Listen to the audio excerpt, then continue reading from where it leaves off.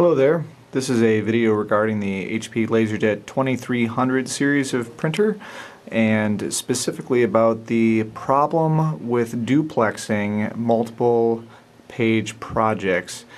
Specifically, this is a rather interesting issue because it involves the magnetic solenoids that are inside the printer and a issue with the adhesive that holds the noise-reducing bumpers in place here.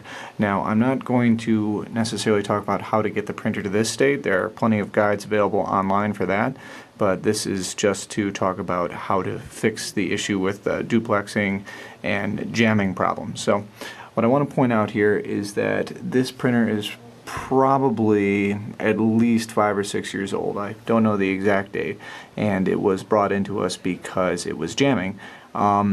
Basically, these solenoids here help hold the gears in place. Sorry if that's a little bit blurry there. I'll try to back it out a little bit. Anyway, so these gears get held back and forth by these solenoids, which are little magnets down here. Now, originally, when HP sells these, there's a little tiny bumper that basically prevents that noise there. But over the years, that bumper gets worn down, and then all that's left stuck on the metal is just the adhesive that originally held the bumper in place. And you can already probably tell where I'm going with this.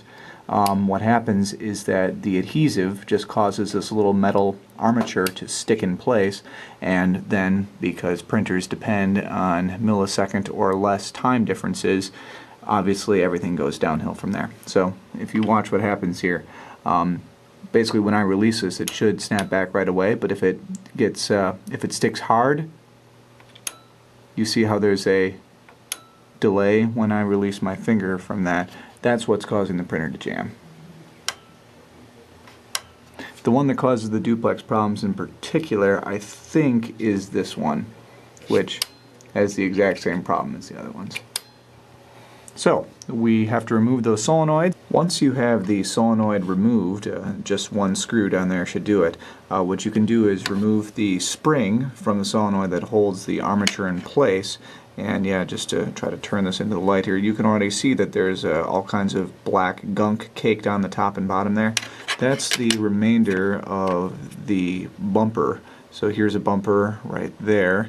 And there might have been a little bit of one up there at the top as well. So here and here, we need to just get all of that stuff just rubbed completely off.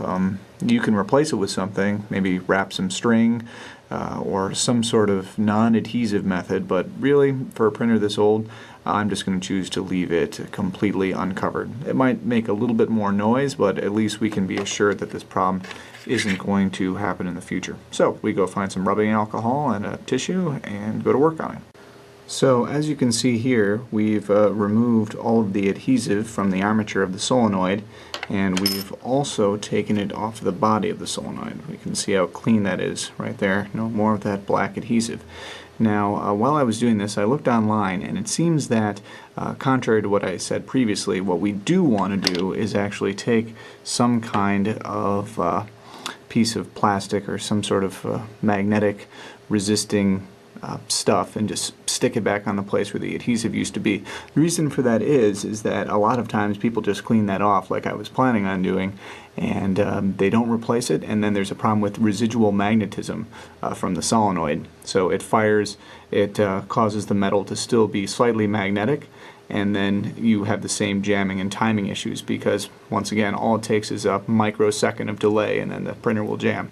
So what I'm going to do is I'm just going to stick a little piece of tape back onto there, and I probably can't do that while I'm holding the camera, so I'll just demonstrate again when it's back. Now, as you can see, that's what it looks like with my little gray piece of electrical tape stuck on there. Now you can go ahead and put the spring and the screw back into the solenoid and hook it back in. Just be very careful when putting the spring back on there, because I would suggest doing it from this angle here, otherwise that spring is going to try to act like a rubber band and shoot off into far corners of your office, which has already happened to me twice now, so just be careful when hooking that back on. Now, even though it doesn't have to be done, I've also removed the tray 1 and tray 2 solenoids as well to prepare to clean them. Yeah, you can see how much crud is on there. Try to zoom in a little bit. Yeah, that brown patch there, that's what is on all the solenoids, and that's what you need to remove because it gets really sticky with use. It doesn't feel as bad as the duplexer one was. But yep, that is the main cause of the sticking issue. So we'll get those cleaned off and hopefully things will work. Once you've taken care of the other two solenoids for tray 1 and tray 2, right before you put it back on, go on and give it a try. You should be able to press on the armature really hard and still not have it stick at all. So that should mean that, of course, the adhesive, thanks to the little electrical tape I put on there, it's not going to pose a problem, and we're not going to have any issues with residual magnetism either. By the way, if anybody knows where this part goes to, I think it fell off of the network card box at some point, so I don't think it's anything important, but if you know where it goes, please let me know. Thanks.